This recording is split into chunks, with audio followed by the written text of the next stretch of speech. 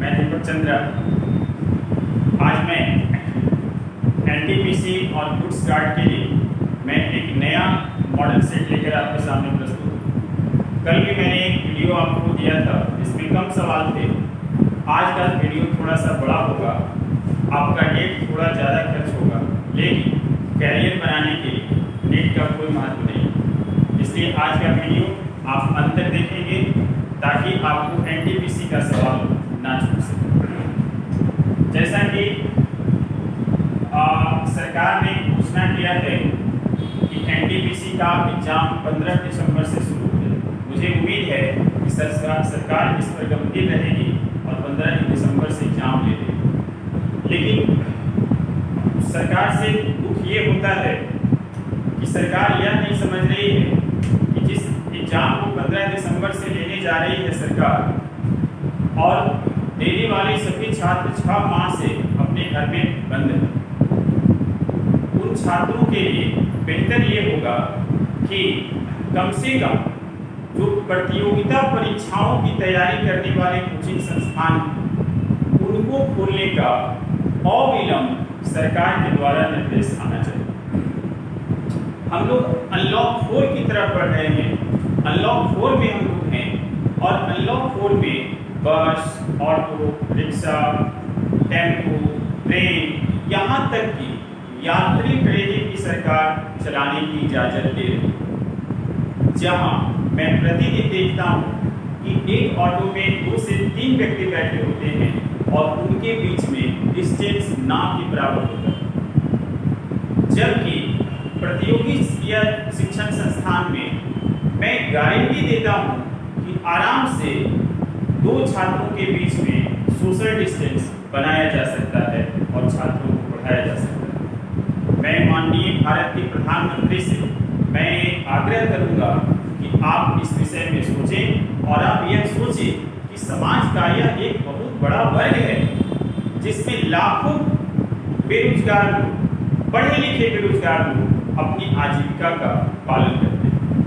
मैं पुनः सरकार और संबंधित मंत्रियों से मैं कहूँगा कि आप अवश्य इसको ध्यान दें और अविलंब कॉम्पिटिटिव कोचिंग संस्थान हायर एजुकेशन को खोलने की इजाज़त दें। धन्यवाद। अब मैं रेलवे एनटीपीसी का मैं दूसरा सेट का पहला सवाल मैं आपके सामने दे रहा हूँ। यह सवाल आपके स्क्रीन पर है और इसमें लिखा हुआ है कि इनमें से कौन सा नंबर है, कौन सा भिन्न है जो 3/4 से बड़ा है और 5/6 से छोटा है। ऐसे सवाल को हम लोग ऑप्शन से बनाएंगे और आपका ऑप्शन है इसमें 1/2, सेकेंड ऑप्शन है 2/3, थर्ड ऑप्शन है 4/5 और फोर्थ ऑप्शन है 9/10। ये 4 ऑप्शन। देखिए, मैंने पहले आपको या सॉल्यूशन में मैंने पहले बताया है कि यदि 2 भी a/b और c/d यदि 2 फ्रैक्शंस हैं और इनके बीच में यदि आपको बड़ा या छोटा, स्मॉल या लार्ज आपको पता करना है, तो आप क्रॉस मल्टीप्लाई करके आप यहाँ लिखें और ये मल्टीप्लाई करके आप यहाँ। और यदि आपका AD ग्रेटर होगा BC से, इसका मतलब ये हुआ कि आपका जिस साइड का प्रोडक्ट ग्रेटर होगा वो फ्रैक्शंस बड़ा हो जाएगा। ठीक है, तो जिस साइड का यह प्रोडक्ट बड़ा तो AD बड़ा BC से यदि हो जाएगा, इसका मतलब कि A/B बड़ा हो जाएगा C/D से। और यदि आपका BC बड़ा हो जाएगा AD से, इसका मतलब ये हुआ कि C/D बड़ा हो जाएगा A/B से। और यदि AD बराबर BC हो जाएगा, इसका मतलब कि A/B = C/D। तो ये बहुत आसान मेथड है 2 फ्रैक्शंस के बीच में कंपेयर करने का, which is smaller and which is larger। तो आइए इसी ट्रिक्स की सहायता से देखिए मैं इस सवाल को मैं सॉल्व कर देता हूँ। देखिए, मैं पहले दोनों भिन्न को मैं लिख लूंगा आपका भिन्न है 3/4 से बड़ा और 5/6 से छोटा। आपको कुछ नहीं करना है, ऑप्शन में दिए गए फ्रैक्शन को यहाँ पे पुट कर देना। यदि ये ऑप्शन सही है तो ये इससे बड़ा होगा और इससे छोटा होगा। क्वेश्चन तो यही कह रहा है। तो आप देखिए कि ये आपका 3 × 6 और ये 4 × 1 या 4, मतलब ये खुद बड़ा, ये बड़ा नहीं। इसका मतलब हुआ कि ये option, this option is not correct. चलिए 2/3 को लेते हैं। 2/3 तब सही होगा ऑप्शन जब इससे बड़ा होगा और इससे छोटा होगा।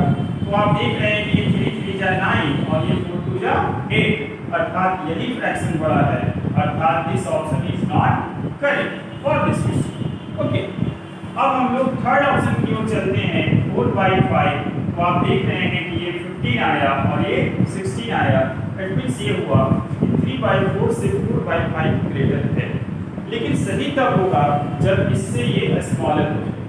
तो आइए इसे चेक कर लेते हैं। तो ये आपका 24 और ये आपका 25। तो ये आपका इससे छोटा है, ये आपका 25 है, ये 24 है, अर्थात इससे छोटा है। तो ये फ्रैक्शन आपका फिट बैठ गया, अर्थात आपका आंसर हो जाएगा सी, 4/5। तो ऐसे सवाल को हम लोग ऐसे ही बना लेंगे, ऑप्शन से बना लेंगे।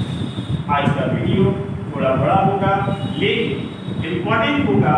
आप वीडियो को स्किप करके ना देखेंगे और कम से कम उन तमाम दोस्तों के पास, उन तमाम परीक्षार्थियों के पास वीडियो अवश्य पहुंचा दें जिनका इस बार एनटीपीसी रेलवे का एग्जाम है, क्योंकि लॉकडाउन में सभी छात्रों ने पढ़ाई की बहुत भारी नुकसान किया। ठीक है, मेरी कोशिश है कि मैं आपको सवाल इम्पोर्टेंट मैं बता रहा हूँ, जिनको आप यदि घर पे कर लेंगे, नोट्स बना लेंगे, तो आपका एग्जाम में सवाल बहुत संभावना है कि आपका सवाल नहीं छूटेगा। ठीक है, चलिए मैं अगला सवाल में लेता हूं और अगला सवाल आपका है कि किसी परीक्षा में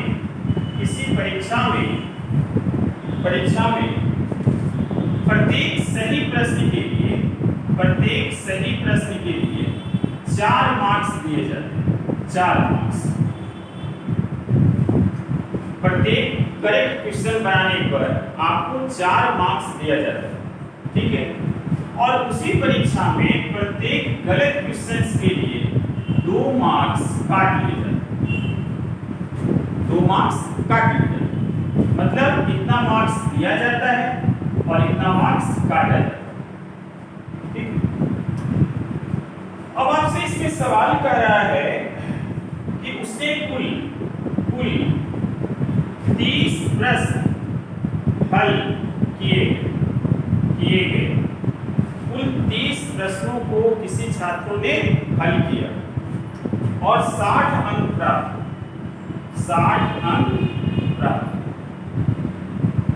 हुआ। और आपको बताना है कि उसने कितने प्रश्न सही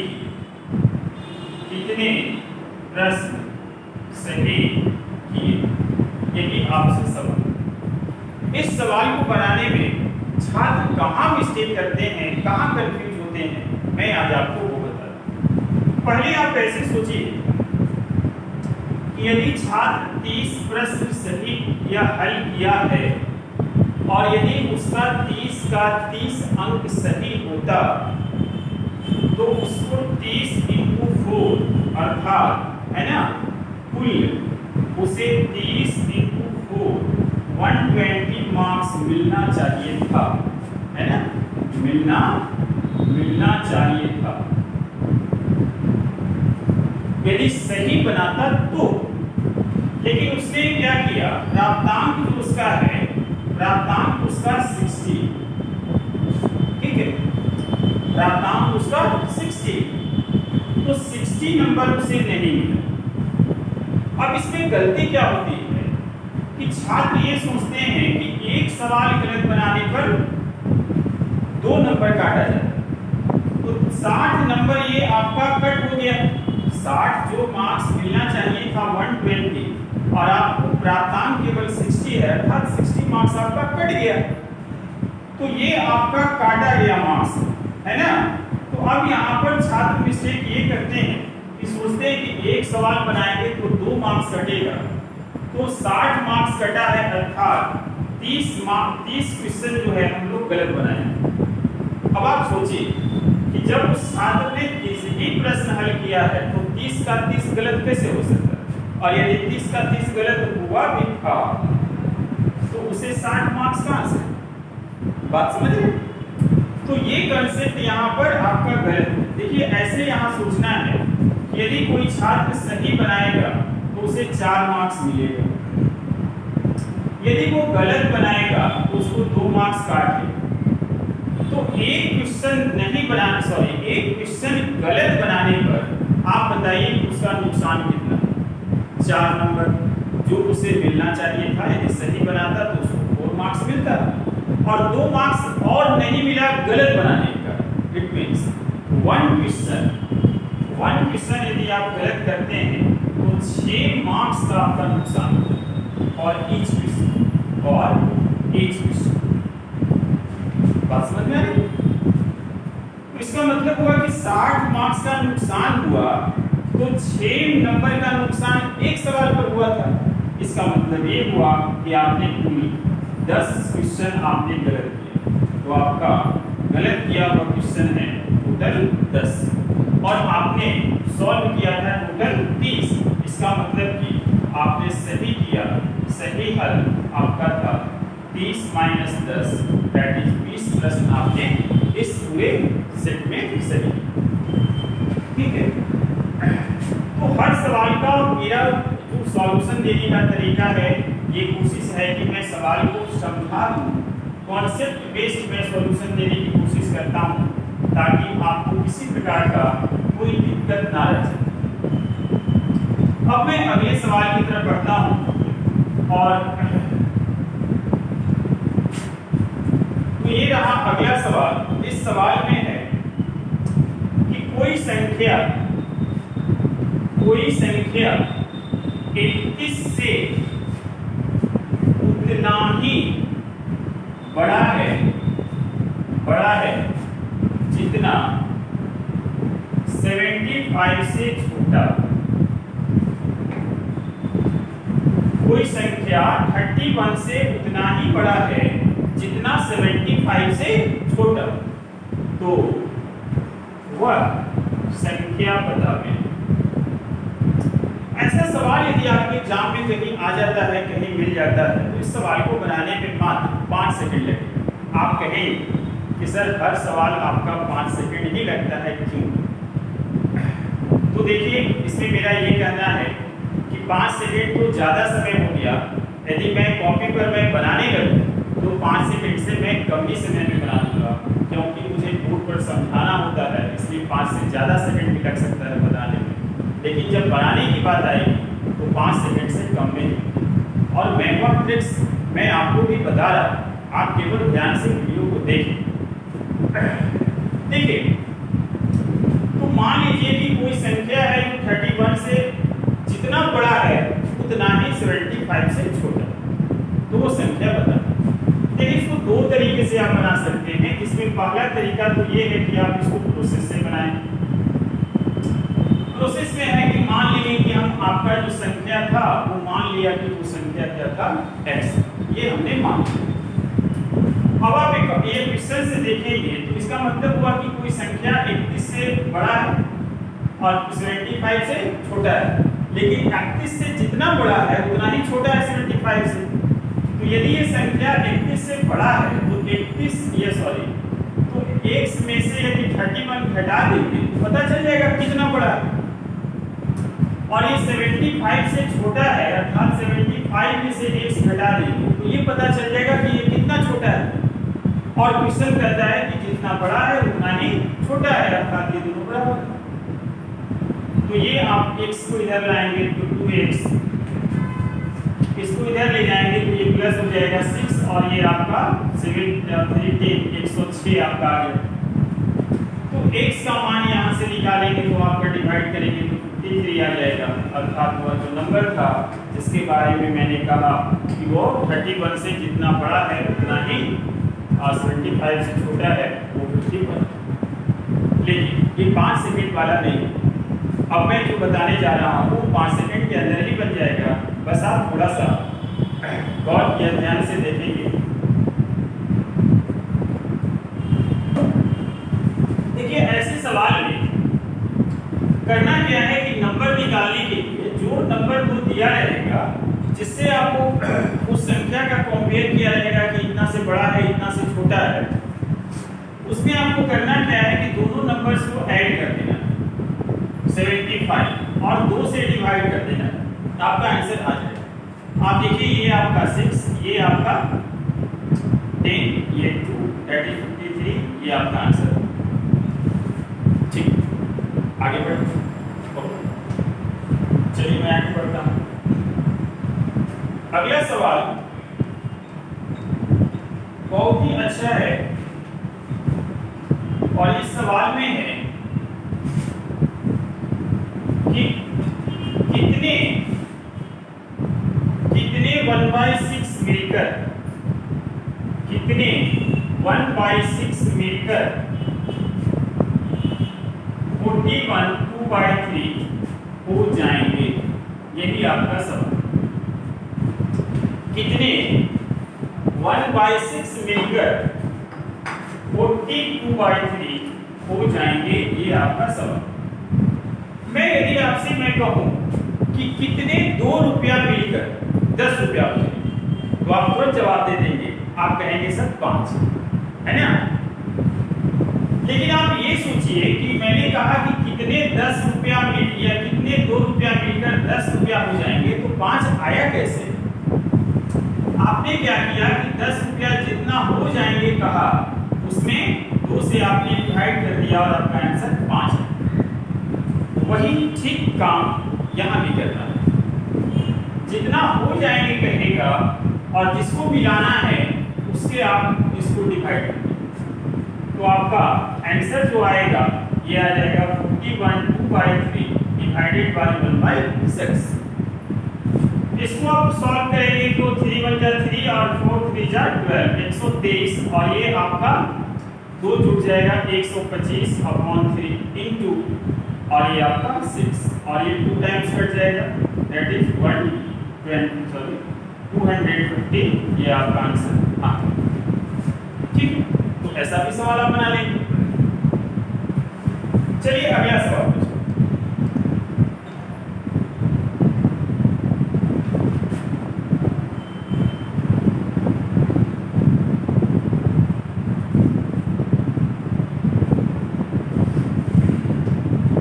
अगला सवाल है कि 25 को 26 से भाग दिया जाए तो शेष क्या। ठीक है, ऐसे सवाल में हम लोग करते क्या है, ये डिटेल चैप्टर है रिमाइंडर और ये लगभग मैं जब ऑफलाइन में पढ़ाता हूँ छात्रों को तो 10 दिन लगभग मैं पढ़ाता हूँ रिमाइंडर क्या होता है कैसे निकाला जाता है, फिर भी मैं आपको समझाने की कोशिश कर रहा हूँ। तो देखिए मैंने प्रीवियस की वीडियो में मैंने बताया होगा आपको कि जब भी हम किसी संख्या को किसी संख्या से डिवाइड करते हैं तो हमारा रिमाइंडर जो है ये दोनों 2 बढ़ सकता है। 2 बढ़ सकता है मतलब एक पॉजिटिव बढ़ सकता है और एक नेगेटिव बढ़ सकता है। क्वेश्चन को सॉल्व करने के लिए पॉजिटिव या नेगेटिव किसी का भी हेल्प लिया जा सकता है, लेकिन आंसर लिखने के लिए हमेशा पॉजिटिव रिमाइंडर ही लिखा जाए। ठीक है, जैसे मान लीजिए कि यदि मैं 7 को मैं 5 से डिवाइड करूं, ठीक है, तो एक रिमाइंडर ये हो सकता है कि 5 1 जा 5 आपका 2 बचेगा, ये पॉजिटिव। एक रिमाइंडर ये भी हो सकता है कि 7 से बड़ा कोई नंबर जो डिविजिबल हो 5 से तो 10, तो 10 यानी कितना छोटा है कितना बड़ा है इससे ये देख लीजिए, तो ये आपका 3 बड़ा है अर्थात -3 इसका रिमाइंडर है। तो ये आपका पॉजिटिव रिमाइंडर हुआ, ये आपका नेगेटिव रिमाइंडर। फिर से मैं लेता हूं, जैसे मान लीजिए कि मैं कहूं कि यार 17 को 5 से डिवाइड करना या 18 को 5 से डिवाइड करना, तो एक तो आप रिमाइंडर ऐसे देखेंगे कि क्या 18 से कोई छोटा नंबर है जो 5 से डिविजिबल है, तो ये 5 3 जा 15 डिविजिबल है, तो इसमें कितना रिमाइंडर बचेगा 3। तो जब इससे आप छोटा नंबर लेंगे तो रिमाइंडर पॉजिटिव बचेगा, और जब आप इससे बड़ा नंबर लेंगे जो डिविजिबल होगा 5 से, तो आपका रिमाइंडर नेगेटिव बचेगा। तो इसके बाद का कौन सा नंबर है जो 5 से डिविजिबल है, 5 4 जा 20, इससे आपने बड़ा नंबर लिया तो ये नेगेटिव रिमाइंडर देगा -2। To solve the questions both remainders can be used, ठीक है, but answer must be in positive. Okay, अब आप जरा सोचिए कि यदि मैं कहूं कि 25, ठीक है, और यदि आप नेगेटिव रिमाइंडर लेते हैं, मान लीजिए कि यदि आप नेगेटिव रिमाइंडर आपका बच जाता है फिर भी आप पॉजिटिव लाना चाहते हैं, तो आपको करना क्या है कि इस डिवाइजर से नेगेटिव वाले को माइनस करना है तो पॉजिटिव वाला आ जाएगा। लेकिन 5 में से 2 माइनस करेंगे तो पॉजिटिव आ जाएगा। यहाँ भी आप देखेंगे 5 में से 3 माइनस करेंगे तो पॉजिटिव आ जाएगा। तो नेगेटिव रिमाइंडर को पॉजिटिव कन्वर्ट करने का तरीका क्या है कि आपका जो नेगेटिव रिमाइंडर आया है उसे डिवाइजर में से आपको घटा देना होगा, वो आपको पॉजिटिव रिमाइंडर दे देगा। अब आप सोचिए ऐसे कि 25 टू दी पावर 25 है, इसको डिवाइड करना है 26। मतलब आप ऐसे भी इसको समझ सकते हैं कि 25 इंटू 25 इंटू 25 ऐसा ऐसा जो है 25 कै बार रहेगा, 25 बार रहेगा, ठीक। और इसको डिवाइड करना है 26। तो देखिए ये 26 है और ये 25, तो इसके पहले तो कोई नंबर ऐसा होगा ही नहीं जो 26 से डिवाइड होगा, इसके बाद ही होगा। तो 25 के बाद का नंबर जो 26 से डिवाइड हो जाए वो 26 है। इसका मतलब कि इससे जब बड़ा नंबर आप लेंगे तो रिमाइंडर नेगेटिव बचेगा, अर्थात यहाँ -1 बचेगा। इसी तरह से जब इसको डिवाइड करेंगे -1 बचेगा, कितनी बार बचेगा, 25 बार। इसका मतलब ये हुआ कि मैं यहाँ लिख सकता हूँ -1 का पावर 25 को या रिमाइंडर बचेगा ऐसा ऐसा, तो ये रिमाइंडर आ गया आपका -1, क्योंकि -1 इंटू -1 को 25 बार गुना करिएगा तो माइनस ही बनाएगा, लेकिन रिमाइंडर आ गया आपका -1। अभी मैंने कहा कि negative remainder can not be written, negative remainder को आप आंसर नहीं लिख सकते, और उस केस में पॉजिटिव बनाने का तरीका क्या है कि आप डिवाइजर से इसको घटाएं, अर्थात आपका आंसर जो आएगा ये 26 - 1 दैट इज 25 आपका आंसर आ गया। मुझे उम्मीद है कि आप इसे समझ गए।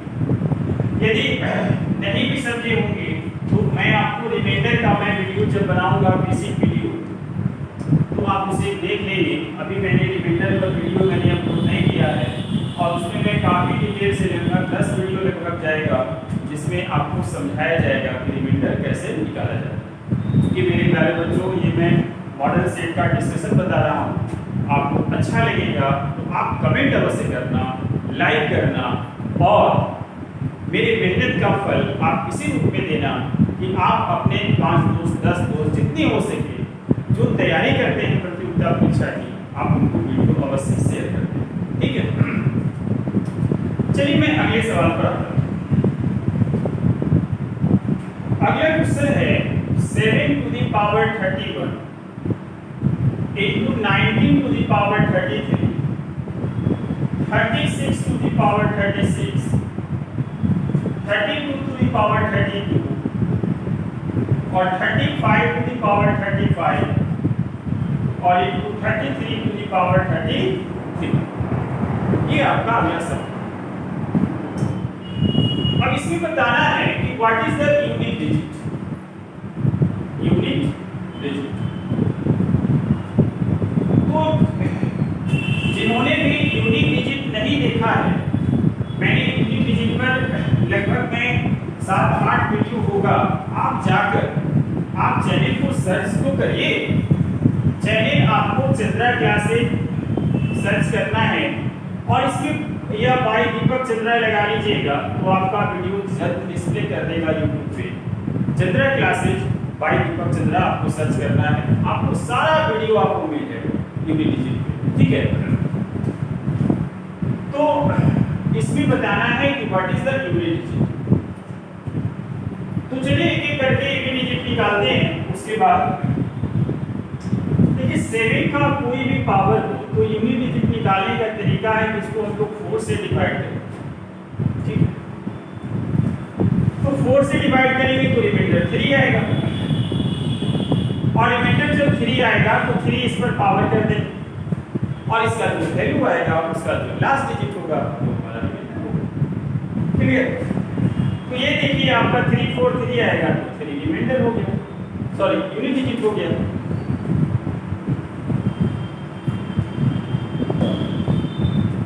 अब रही बात 19, तो 19 में रूल है इवन ऑड का केस है। यदि 9 टू द पावर इवन होता है तो आपका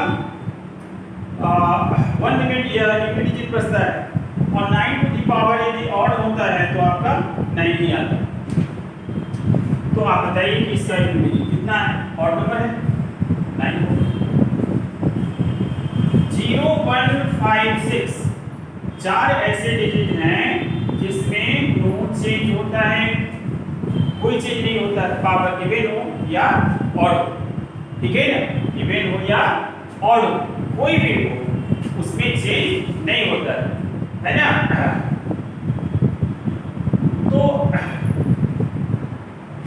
तो है क्या कि यहाँ पर आपका 6 टू द पावर 6 में कुछ भी रहेगा तो 6 ही आएगा और ये आपका 32 है तो फिर इसको डिवाइड करेंगे 4 से तो 8 टाइम्स कट जाएगा और जब पूरा कट जाएगा 2 वाले केस में तो आपका जो है 6 रिमाइंडर डिजिट आएगा। 5 में कोई चेंज नहीं होता है, 5 हो गया और ये 3 है तो 3 है तो आपका फिर इसको डिवाइड करेंगे तो चलिए आपका क्या कहते हैं 1 रिमाइंडर बचेगा, 1 रिमाइंडर बचेगा तो यहाँ पर 1 कर देंगे तो ये आपका 3 ठीक है। तो ये देखिए फिर से मैं बता देता हूँ कि 7 के केस में, 2 के केस में, 3 के केस में, 7 के केस में और 8 के केस में, ये 4 केस में आपको पावर को 4 से भाग देना है। जो भी पावर आएगा उसको 4 से डिवाइड करना है। और यदि पावर पूरा कट जाता है ये 2 और 8 के केस में तो यूनिट डिजिट 6 होता है और 3 और 7 के केस में कट जाता है तो यूनिट डिजिट 1 नहीं कटता है तो रिमाइंडर बचता है। तो रिमाइंडर जो बचेगा वो आप इस नंबर के ऊपर रख लेंगे और उसके बाद उसका वैल्यू निकाल लेंगे, जो आपका लास्ट डिजिट होगा वही आपका यूनिट, ठीक है। तो देखिए यहाँ पर 3 रिमाइंडर बचा है ना, तो ये 3 सही है, ये ऑड नंबर है 9 टू द पावर ऑड, अभी मैंने कहा कि 9 होगा, 6 में चेंज ही नहीं होता है। 2 के केस में अभी मैंने बताया कि पूरा पावर 4 से कट जाएगा तो 6 हो जाएगा, 5 में चेंज ही नहीं होता है और यहाँ पर आप भाग देंगे तो एक कैरी रिमाइंडर बचेगा, एक यहाँ पावर देंगे तो 3 आएगा। इस तरह से आपका सवाल सॉल्व हो चुका है। बस कुछ सेकंड का काम है, आपको सिर्फ मल्टीप्लाई भी करना है तो पूरा नहीं करना है। 9 3 जा 27 तो 7 लेना है, 7 को 6 से करना है तो ये आपका 7 को 6 से करेंगे तो 42 अर्थात 2 लेना है। 2 को 6 से करेंगे तो 6 2 जा 12 2 ही लेना है और फिर ये आपका 5 2 जा 10 0 आ गया। 0 आने पर गुना में कितना भी बार नंबर हो सब 0 हो जाता है, इसलिए आपका आंसर क्या आ जाएगा 0 आपका आंसर आ जाएगा, ठीक है। चलिए अगला सवाल लेते हैं। Next question,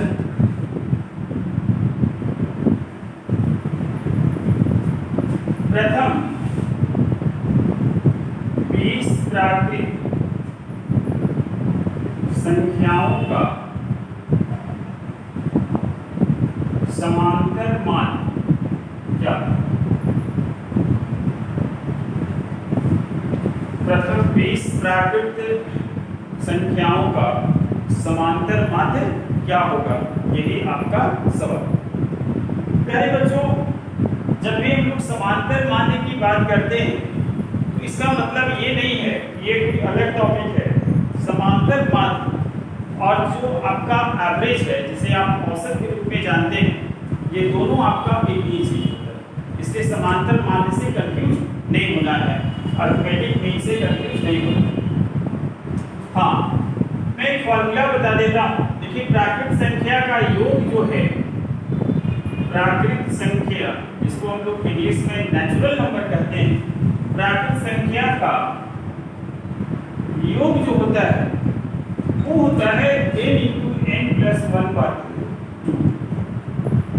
sum of natural numbers from 1 to n। लेकिन यही चीज यदि प्राकृत संख्या का या माध्य निकालना हो या आपका औसत निकालना हो, तब देखिए ये जो योग आया ये प्राकृत संख्या का है ना। कितने प्राकृत संख्या? n Prakrit. How many numbers? n numbers. और औसत निकालने का ट्रेंड क्या है कि जितने नंबर को आप ऐड करते हो उतने नंबर की संख्या से आप डिवाइड करते हो। अर्थात ये सम है कितने नंबर का? n नेचुरल नंबर्स का। तो यदि n से इसे डिवाइड कर देंगे फॉर्मूला अपने आप एवरेज का आ जाएगा। तो ये आपका n into n plus 1/2, आप इसको n से डिवाइड कर देंगे तो ये जो फॉर्मूला बनेगा ये आपका एवरेज है। किसका एवरेज? नेचुरल नंबर्स का एवरेज फ्रॉम 1 to n, कहीं तक भी हो। ओके, तो सिंपल हो गया, 1 सेकंड में बन जाएगा। 20 तक प्रथम 20 प्राकृत संख्या है तो 20 plus 1/2 अर्थात 10.5, ये आपका आंसर आ जाएगा। ठीक है, आप देख रहे हैं कि सारे सवाल डिफरेंट प्लेटफॉर्म से हैं, डिफरेंट सेक्शन से हैं, डिफरेंट चैप्टर से हैं, लेकिन कितनी आसानी से हम लोग सीखते जा रहे हैं। ठीक इसी प्रकार से यदि आप ऐसा 50 सीट यदि आप मेरे साथ कर लेंगे और 50 सीट का हर सवाल आप अपनी कॉपी में नोट करके नोट्स बना लेंगे तो आपको जरा भी दिक्कत नहीं होगी किसी भी एग्जाम में, खास करके रेलवे के एग्जाम। ठीक है, बस आपको करना क्या है कि वीडियो को प्रतिदिन देखना है और दूसरों को दिखाना है। ठीक है, चलिए अगले सवाल पे चलते हैं। अगला क्वेश्चन है,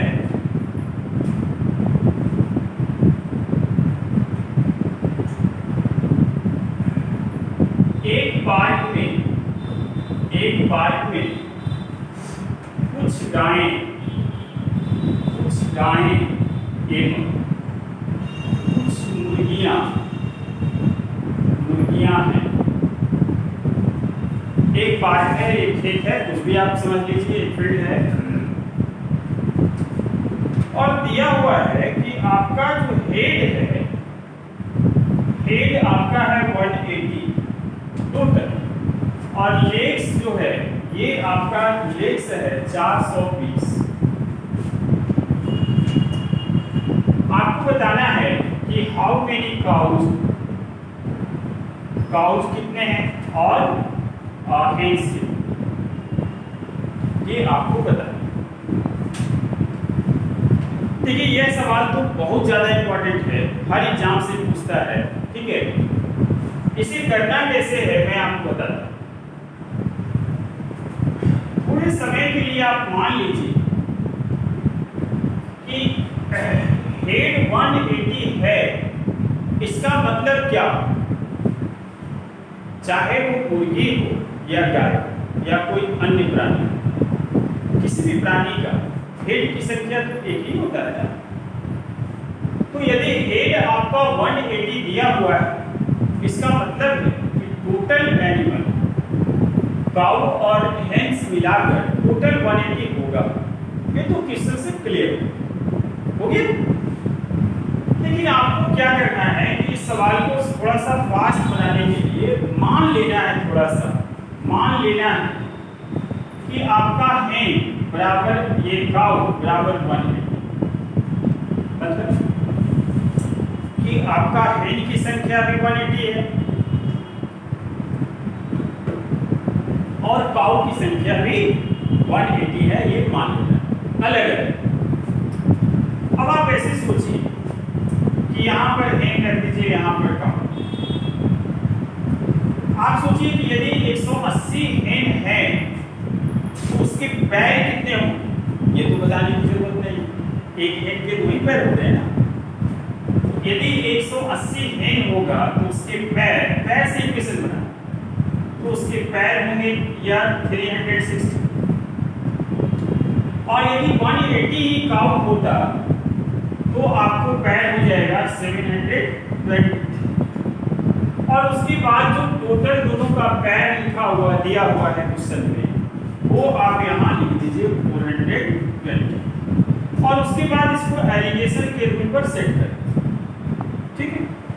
तो आप देखिए कि ये आपका बचेगा या 40 और 20 60 बचेगा, क्रॉस घटाना है, और ये आपका बचेगा 300, और ये आपका रेशियो देगा, क्या देगा, रेशियो किसका, जिस साइड जो रहेगा उसी का ये रेशियो देगा। मतलब आप कह सकते हैं कि आपका हेन और काउ का रेशियो आ जाएगा, ये कट जाएगा 5 टाइम्स 5:1। तो रेशियो ऑफ हेन एंड काउ आपका आ गया, कितना आ गया, 5:1 आपका रेशियो आ गया, ठीक है। अब आपको निकालना क्या है, मान लीजिए हेन निकालना, हेन तो हेन निकालना है, तो ये आपका हेन का रेशियो है आपका 5, तो 5 और टोटल तो हमें मालूम है 180, ये हेड 180 है मतलब टोटल 180 है, तो दोनों को ऐड कर दीजिए, 6 × 180, तो ये 30 बार कट जाएगा, तो ये आपका हो जाएगा 150। काउ यदि निकालना है तो काउ का रेशियो आपका 1 है, 1/6 × 180, और ये 30 टाइम्स कट जाएगा, तो ये हो गया आपका 30। आप देखिए कि हेड आपका 150, काउ आपका 30, टोटल जोड़ देंगे दोनों को 180 आ जाएगा, और क्वेश्चन में भी हेड की संख्या 180 दिया हुआ। आप कहेंगे कि सर जरा पैर को भी चेक करके बता दीजिए, है ना। तो आपका हेन 1 या 50 है, तो इसमें 2 से मल्टीप्लाई करेंगे तो 300 पैर तो हेन का हो गया, और 30 आपका है काउ, तो 4 से गुना करेंगे तो 120 पैर काउ का हो गया। अब आप देखिए कि दोनों 420 हो गया कि नहीं, हो गया कि नहीं, हो गया ना। इसी प्रकार से रेलवे का एनटीपीसी भी हो जाएगा, आपको सिर्फ वीडियो देखना, ठीक है। चलिए अगले सवाल, एक सवाल और, वीडियो मैंने प्रारंभ में कहा था कि आज का वीडियो थोड़ा बड़ा होगा, तो बड़ा इसलिए हो रहा है कि एग्जाम अब आपका काफ़ी नज़दीक है, दिसंबर में आपकी एग्जाम है, तो मैं वीडियो अभी से छोटा छोटा मैं वीडियो दूंगा, तो कोर्स आपका जो है मॉडल या सिलेबस खत्म नहीं हो पाएगा। इसलिए कोशिश कर रहा हूँ कि 30 मिनट या 30 मिनट से प्लस का मैं वीडियो दूँ, ताकि आपका सिलेबस जल्द से जल्द कर। चलिए अगला सवाल, एक सवाल मैं और लेता हूँ, और ये सवाल है आपका A star B is equal to A plus B plus AB। तो 3 स्टार 4 माइनस 2 स्टार 3 का मान, ठीक है। कुछ नहीं करना है, 3 स्टार 4 यहाँ का मतलब हुआ कि A के प्लेस पे 3 और B के प्लेस पे आपको 4 पुट कर देना।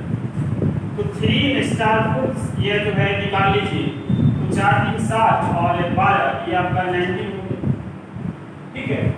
अब 2 स्टार आप 3 निकाल लीजिएगा, तो यहाँ 2 यहाँ 3 और यहाँ 3 × 2 6, 5 6 11 हो गया। दोनों को माइनस करना है, दोनों को माइनस कर दीजिए, तो ये आपका 8 आपका आंसर आ गया, ठीक है। चलिए अगले सवाल में,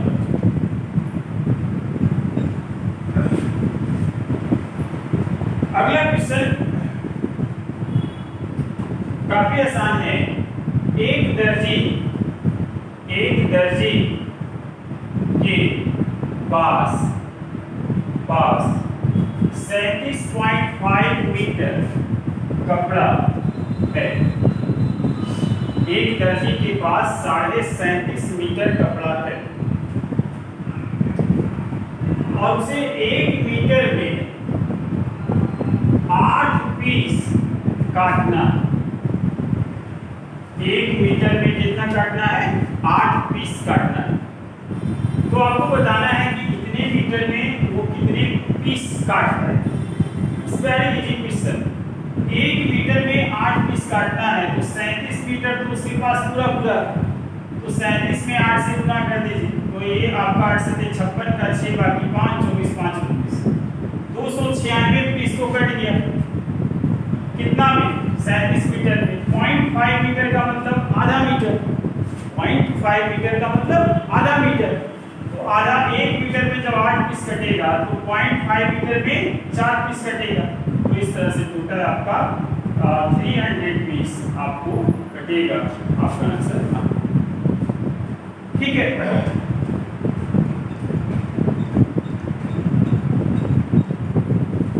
अब मैं एक आखिरी सवाल में ले रहा हूं। कुछ और भी सवाल हैं लेकिन मैं आखिरी सवाल में ले रहा हूं। देखिए सवाल थोड़ा सा रीजनिंग टाइप का है। कहता है कि यदि स्टार का अर्थ पहली संख्या में दूसरी संख्या का, यदि स्टार का अर्थ पहली संख्या में दूसरी संख्या का जोड़ना हो तो 1 स्टार 2 स्टार 3 का मान।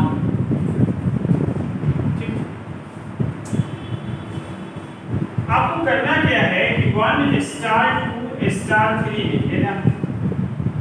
क्वेश्चन क्या कहा है उसको आप गौर से देखिए। और इस पूरी वीडियो बनाने में मैंने लगभग 4 बार आपके सामने मैंने पानी दिया। बस आप ये वीडियो देखने के बाद यदि हर लोग 4 लोगों को ये वीडियो शेयर कर देते हैं और सब्सक्राइब कर लेते हैं तो मेरा मेहनत सफल हो। ठीक है। देखिए क्वेश्चन कहता है कि स्टार का मतलब है पहली संख्या में इसमें दूसरी संख्या का 6 गुना जोड़ना। जोड़ दो ना, क्या दिक्कत है? 12 आ गया और इसमें जोड़ दो। 1 कितना हो गया? 13। अब 13 स्टार 3 हो गया। पहली संख्या में दूसरी संख्या का 6 गुना जोड़ना। जोड़ दो भाई। तो 13 इसमें जोड़ दो तो ये आपका हो गया 8 11 1 2 3 आपका एक आंसर। ठीक है। तो आज के लिए मैं इसी सवाल के साथ मैं इस वीडियो को अंत कर रहा हूं और मेरी कोशिश होगी कि मैं कल फिर एक वीडियो में आपको दूं ताकि आपके एग्जाम्स में किसी प्रकार की दिक्कत ना हो। मेरा तमाम सभी जो भी ऑनलाइन मेरे किया है व्यूअर्स है उससे रिक्वेस्ट है कि आप इस वीडियो को अंत तक देखेंगे, लोगों को बताएंगे, सब्सक्राइब करेंगे, लाइक करेंगे और मुझे निश्चित रूप से कमेंट करेंगे। तब तक के लिए धन्यवाद। Thank you.